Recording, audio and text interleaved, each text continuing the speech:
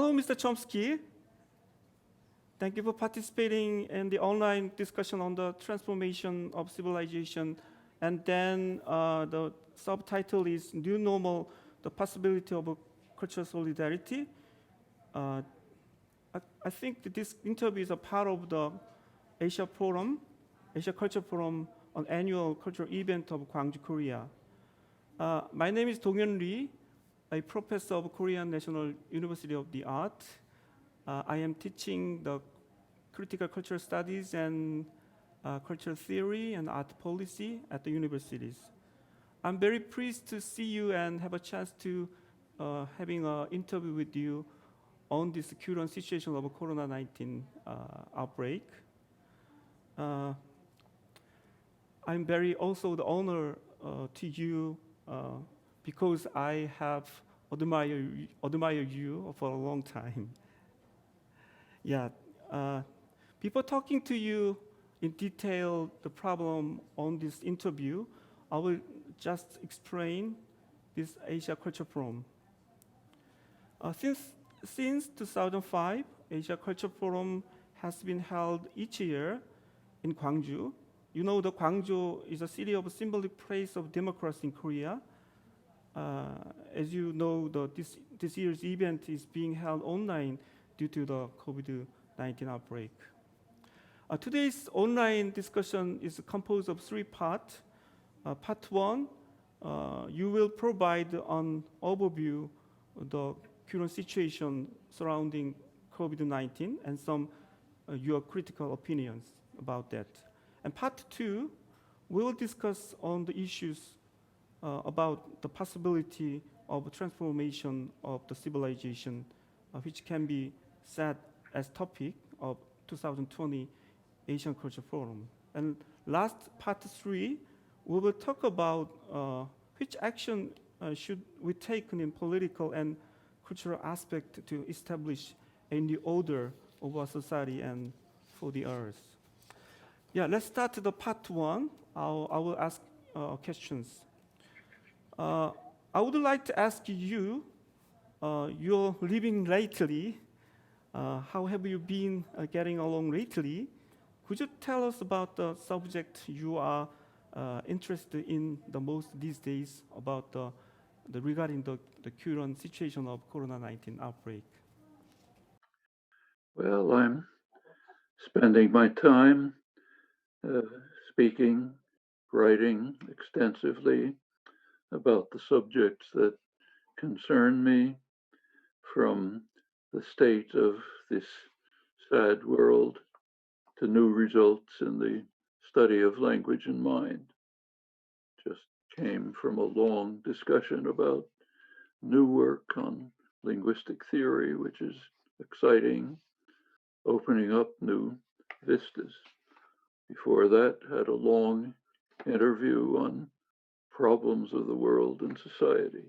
That's what happens every day. Yeah, just before you said about this, the many people state their view on the COVID-19 pandemic, such as the end of capitalism, the end of anthropocentrism, and dissolution of modern civilization, and the transformation of relation along human nature and technology, and so on. What is your opinion on the current situation surrounding the COVID-19 outbreak? I think these extreme outcomes are not likely, and there are much more severe problems than the pandemic that we should be thinking about. Actually, we're living in a remarkable moment of human history, a moment of confluence of major crises. They have possible solutions, but there's not much time to implement them. Perhaps the most severe is the destruction of the environment that sustains life. We will emerge from the pandemic at severe, unnecessary cost. We will not emerge from the melting of the polar ice caps that goes on inexorably. Almost all the world is trying to do at least something to deal with the crisis. President Trump, in contrast, is dedicated to accelerating the race to disaster. He reveals his commitment to destroy organized human life on Earth regularly.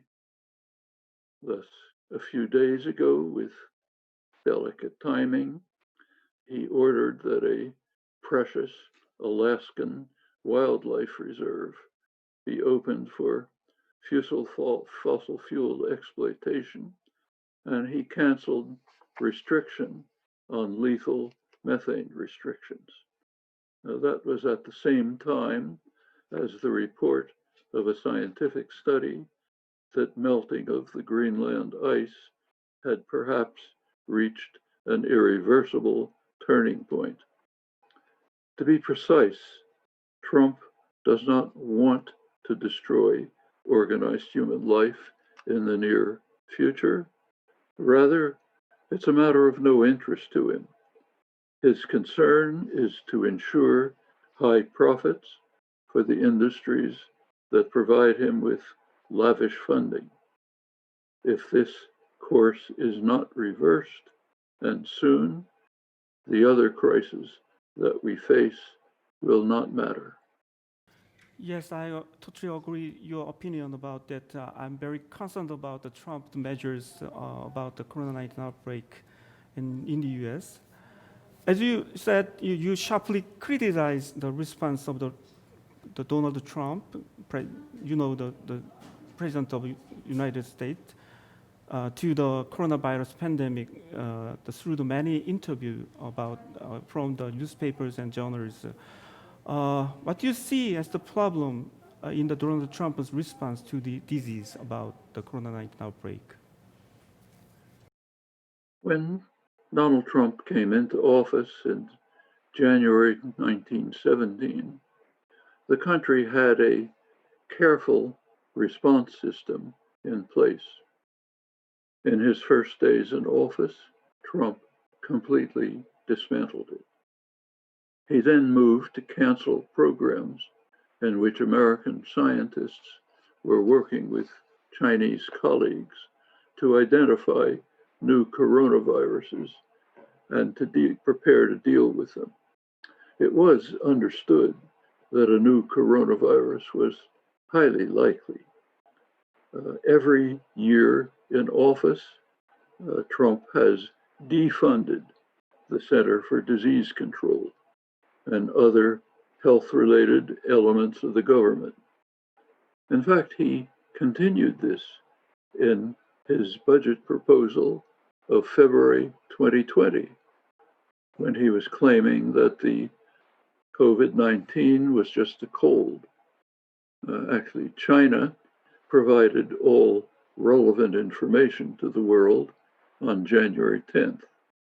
The governments that cared about their citizens reacted at once and have the situation reasonably under control. The US is a dramatic global exception.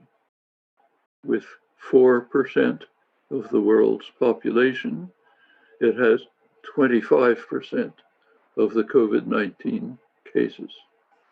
In late March, the US was about in the same state as Europe. Today, Europe has the situation more or less under control and is opening up. Even Italy, where the pandemic was severe.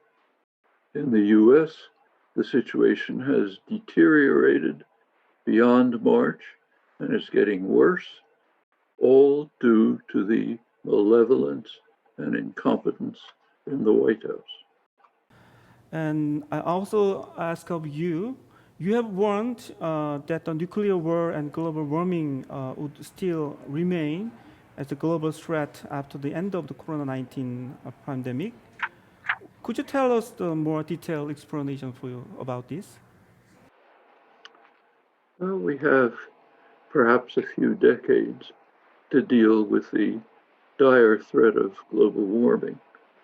After that, effects will be irreversible.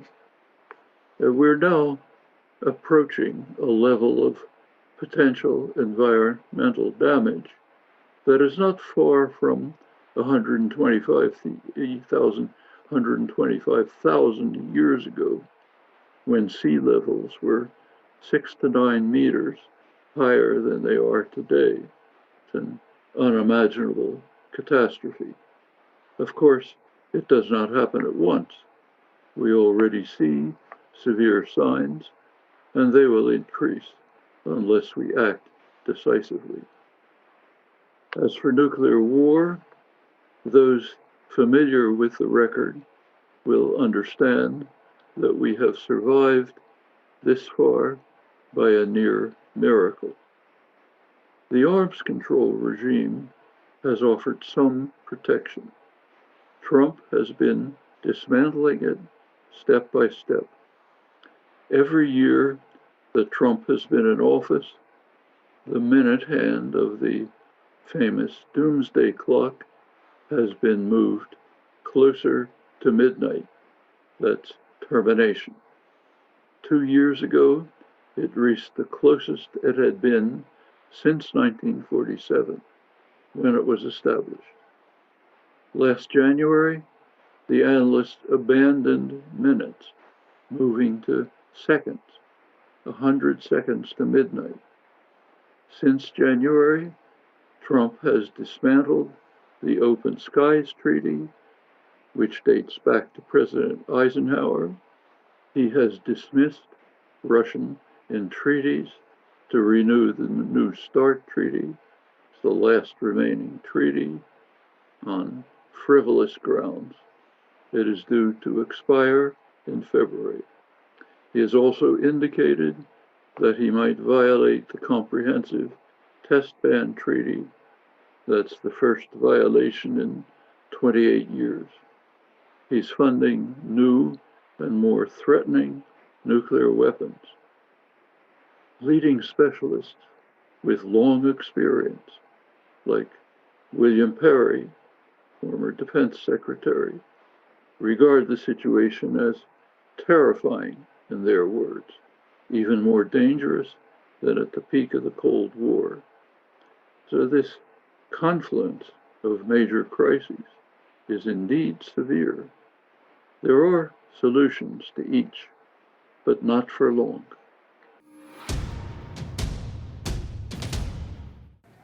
The part two's main subject is about the transformation of civilization, I think, how we can imagine the new world order. Let me ask to you, the many argue that the COVID-19 outbreak has diminished the state of advanced countries of Western world, including the US you are living now, and the other European countries.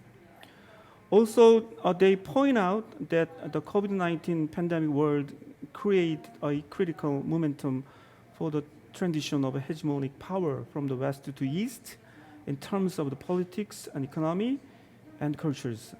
Do you agree with such opinions? Are you living in the era of a transformation of civilization? We would like to hear your wonderful opinions about that.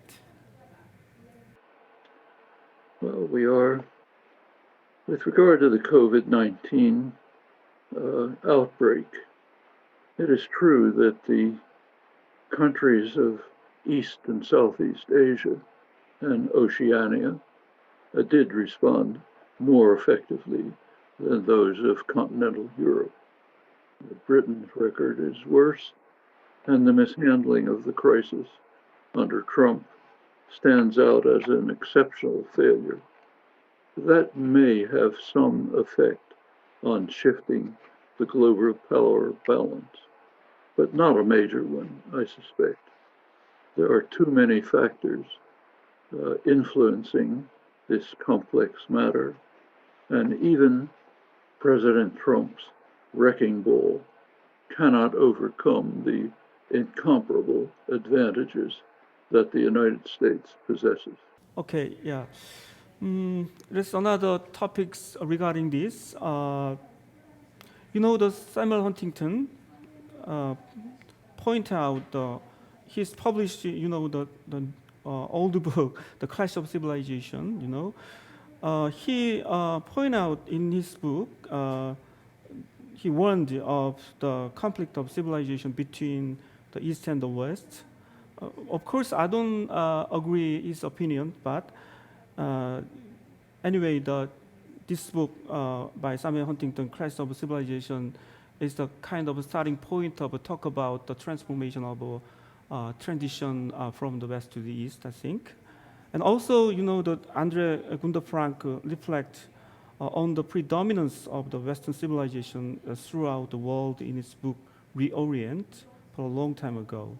And what do you think about this current situation of the transformation of the civilization transition from West to East? As late as the 18th century, China and India were major centers of global wealth and influence. The age of imperialism sharply reversed their prominence, propelled Europe, later its North American offshoot, to global dominance. There is no unique vantage point from which to assess transformations in the global order. There are too many interacting factors. Okay, let's another question to you regarding this. Many critics point out the situation of the COVID-19 outbreak. For example, the Slavoj Žižek, the wonder of the end of the capitalism, and Naomi Klein, a journalist, is also criticized the disaster capitalism in current situation. Do you consider that the COVID-19 pandemic is a sign of the end of the global capitalism? Or is it the rise of a sort of disaster capitalism reinforcing a stronger form of neoliberalism? You always criticize about this. Well, as I said, I don't really believe that these large-scale predictions are plausible. There could be changes, but end to global capitalism is not in sight. There could be a stronger form of neoliberalism. There are conflicting forces at work today. Those who created the current crisis, largely an effect of the neoliberal order, escalated by President Trump to an extreme level. Those who've created the crisis are working hard to try to ensure that the same system perpetuates, perhaps in a harsher form, more surveillance, more control. That's one force. At the same time, there are alternative forces in the world. All over the world, there are popular groups organizing to try to prepare for a world that is more humane, more just, serves human needs, not the needs of private profit for a tiny percentage. In fact, in a few weeks, an organization called the Progressive International will have its first conference in Iceland, where the Prime Minister is a member. This is a group that grew from the Bernie Sanders movement in the United States, a group called DM25, organized by Yanis Varoufakis in Europe, transnational European group, bringing in voices from the global south, trying to bring together an international organization which will confront the reactionary international that's being formed by the White House with President Trump in the leadership, bringing together harsh and brutal dictatorships around the world, countries that are undermining democracy, creating what is sometimes called illiberal democracy, Bolsonaro's Brazil, the family dictatorships of the Gulf, Egypt under the most severe, brutal dictatorship of its history, moving east to Modi's India. Modi is trying to destroy secular democracy in India, crush the Muslim population, crush Kashmir. It's a natural member. In Europe, Hungary under Orban, others like them. That's a reactionary international. The Progressive International is seeking to counter it. This is kind of the fossil fuel industries, other industries that have helped create the current situation are struggling very hard, relentlessly, to ensure that it remains. Others, such as those at Progressive International, are countering it. It's kind of class war on an international scale. We don't know how it'll end, but it will. We do know that it will determine the fate of organized human society. I also agree with your opinions. I'm also the worrying about the emergence of a new dictatorship all around the world. Let's move to the part 3. The part 3, the topics is about the possibility of a new cultural coalition in the post-COVID-19 era. I believe that we need to expand our perspective on the COVID-19 pandemic, as it is not only the crisis of human civilization, but also the threat to the life on Earth. The climate change is very the serious problem on the Earth around the world, and it seems that the coronavirus is a symptom. The disease of the Earth has caught. In particular, many people are worrying about the ecological crisis represented by the Anthropocene. Anthropocene is the main topic to think about the climate change and the global crisis and risk society about that. What kind of alternative lifestyle and values do you think we need to pursue in the future? Geologists date the onset of the Anthropocene to the years after World War II. It coincides ominously with the dawn of the nuclear age. By now, it is recognized by people who have their eyes open that in both areas we face urgent crises that threaten the survival of organized human society and not in the distant future. Habitat destruction, global heating are inflating the risk of pandemics, and if we do not remedy the causes of these terrible outbreaks, then others are likely to come that will be more lethal. That is almost inevitable. Remedies are within reach, which should improve the conditions of life, but policies will have to be reoriented from maximizing the wealth and power of the few to addressing the rights and just needs of the many. What kind of the cultural coalition do you consider we need to cross to the global for us to move away from the dichotomy between the East and the West, civilization and savage, and human and nature, ecology and technology? Would you give us the sense about this very serious, but your opinion? What is your opinion about that? Well, we live in a remarkable moment of human history. There has never been anything like it.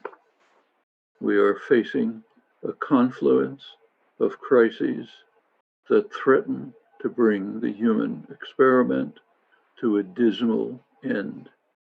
Each is international in scale. They can be overcome, but only by authentic internationalism based on values of mutual support, mutual respect. We have to learn to be at one with nature, not seeking to subdue it for our selfish purposes, becoming integrated with it to mutual advantage. Interactions with one another, with other species, should follow the same course. Possibilities for survival in a more humane and just world exist, but will not exist for long if we persist on our present course. I just want to add your question to you. You know, the 20th centuries, there were two very important international committee among the communists, especially in the Russian society and politics. Do you think we need another three internationalism to overcome the crisis of a global COVID-19 outbreak? What do you think about that? My own view is that we must work to overcome global capitalism, which has very severe internal problems. But we have to think about time scales. The time scale for remedying its deep institutional problems of global capitalism is long. You can't solve those problems by snapping your fingers. The time scale for dealing with global warming is brief. It's 2-3 decades, middle of this century. That's much shorter than the time scale for deep institutional changes. That tells us that we will have to deal with the existential crisis of environmental catastrophe very pretty much within the framework of existing institutions. Not entirely, they can be modified, but they won't be radically modified. Now, fortunately, that is possible. There are very careful studies by fine economists, very careful. My colleague and co-author, Robert Pollin, University of Massachusetts, Jeffrey Sachs of Columbia University, others have put forth very detailed, specific programs of how we can overcome the environmental crisis, not reverse it. What's happened has happened, but we can stop the race towards destruction. We can move to create a much better world, a world that will be much more livable, that will end reliance on fossil fuels, that will reach net zero emissions within a few decades, and will enable a survivable and much better world. And we can do that in the United States with a very small percentage of the expenses, the government expenses, that were used to fight the Second World War, maybe 2 or 3%, certainly within reach. Question, and the same is true of other countries. Question is, will we use the opportunity and exploit it? Or will we ignore the problem and race towards irremediable disaster? That's the question that we're facing right at this moment. Thank you. This is the last question to you.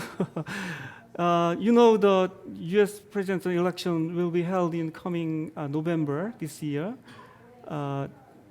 The U.S. president election is a very important political moment for the global society.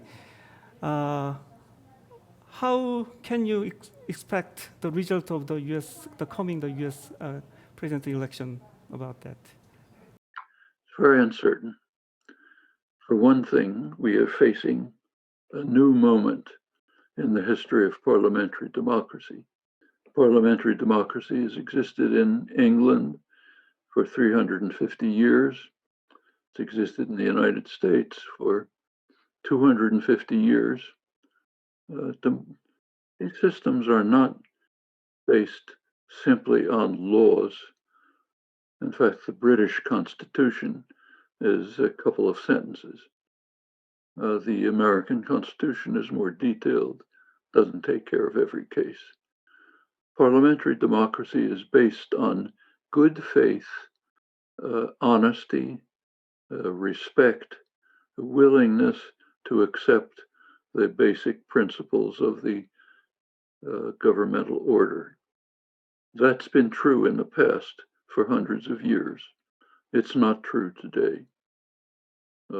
President Trump has already announced publicly that if he doesn't like the results of the election, he'll declare it to be illegitimate and stay in power. Now, that's something new in hundreds of years of parliamentary democracy.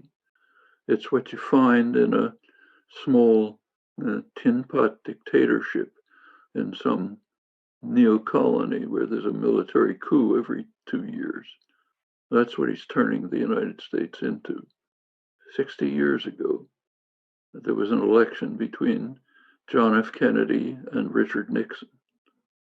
Formally, Kennedy won the election.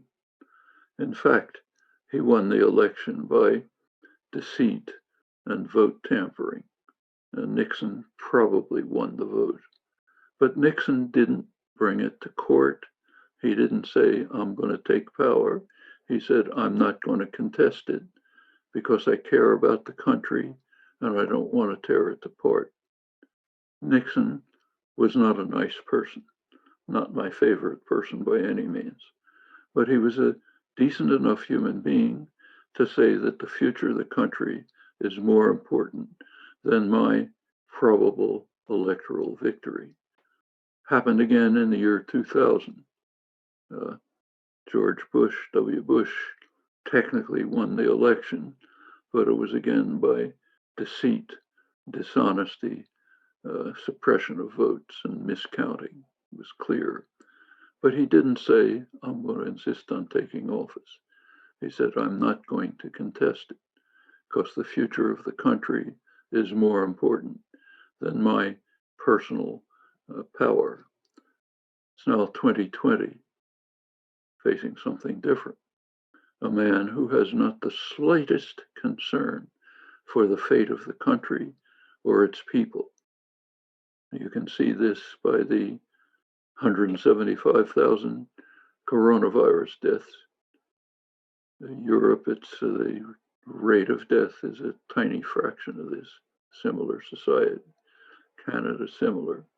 South Korea, Taiwan, New Zealand, far better. The United States is in the hands of someone who just doesn't care. And he doesn't care about the election either. Well, if the election is at all close, as it probably will be, he could simply say, I'm not leaving.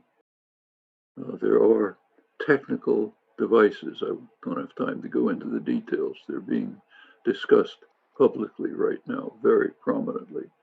But there are technical ways in which a candidate who loses the electoral vote could manipulate things so as to place the election in the hands of Congress with a likelihood that the Republican legislators would allow him to take office.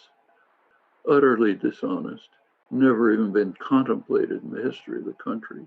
Now it's being discussed on the front pages of the newspapers because we have in office a malignancy that doesn't care about democracy, that is happy to destroy it, that doesn't care about American lives, certainly doesn't care about anyone in the world, cares about himself and the concentrations of private power that he serves, period. So when you ask about the outcome of the election, we don't know. Thank you.